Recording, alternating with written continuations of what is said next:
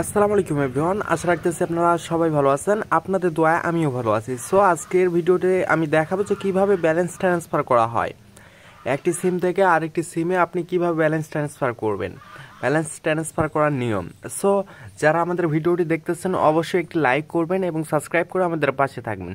So আমরা কি করব, আমাদের ব্যালেন্স ট্রান্সফার করার জন্য ফার্স্টে কি নিয়ম আছে যে আমরা জিপি সিম থেকে জিপি সিমে ব্যালেন্সটা ট্রান্সফার করতে পারবো। তার জন্য আমাদের কি করা লাগবে, মাই জিপি অ্যাপসে আমরা আসবো।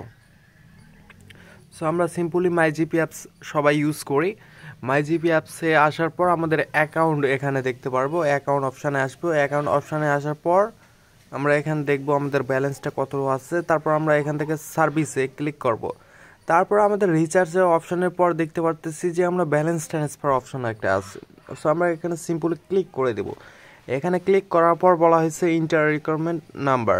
সো এখানে আমাদের যে নাম্বারে আমরা ব্যালেন্সটা পাঠাবো সেই নাম্বারটা এখানে সিম্পলি তুলে দেব, 747। তারপর আমাদের এখান থেকে অ্যামাউন্ট বলা হয়েছে 10 টাকা থেকে 100 টাকার উপরে, যত 10 টাকার নিচে কিন্তু ব্যালেন্সটা যাবে না।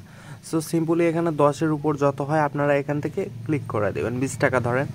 সো আপনাদের এখান থেকে এখন পিন নাম্বারটা কই পাইবেন, পিন নাম্বারটা পাওয়ার জন্য আমাদের এখান থেকে সিম্পলি ডায়াল পেটে আসা লাগবে। ডায়াল পেটে আসার পর আমাদের এখান থেকে সিম্পলি ডায়াল করা লাগবে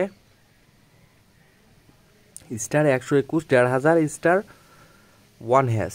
এটা দিয়ে আমাদের জিপি সিমে কল দেবো। আমরা জিপি সিমে কল দেওয়ার পর আমাদের এখান থেকে একটু এসএমএস দিবে তারা, আমরা এখন ওয়েট করব এসএমএসটি পাওয়ার জন্য। সো আমরা এখান থেকে এসএমএসের জন্য ওয়েট করব।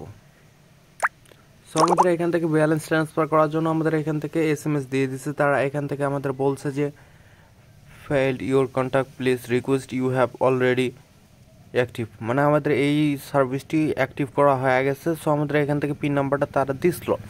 সো আমরা এখন কি করব, পিন নাম্বার যাদেরা কোনোদিনও ব্যালেন্স ট্রান্সফার করেনি তারা এই এসএমএসটি করলেই তাদেরকে পিনটা দিয়ে দিবে। সো এখান থেকে আমরা পিন ধরেন পেয়ে নিলাম।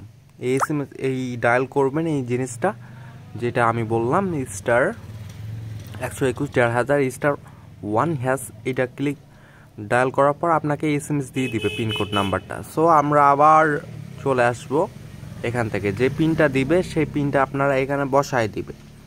সো তারপর ট্রান্সফার অপশানে ক্লিক করলে আপনার ট্রান্সফার হয়ে যাবে যদি পিনটা ঠিক থাকে। সো তারপর আমরা কি করব, যদি আমাদের পিনটা ধরেন মনেই নাই,